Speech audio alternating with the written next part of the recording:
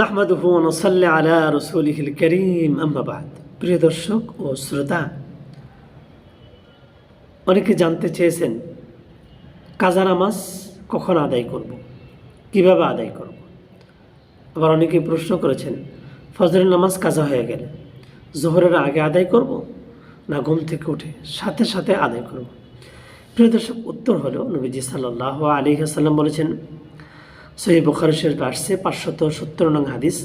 নবীজি সাল্লাল্লাহু আলাইহি ওয়াসাল্লাম বলেছেন, কেউ যদি নামাজের সময় ভুলে যায় অথবা ঘুম থেকে উঠে থেকে ফজরের নামাজের রক্ত শেষ হয়ে গেছে, সূর্য উঠে গেছে, অর্থাৎ যখনই নামাজের কথা মনে পড়বে,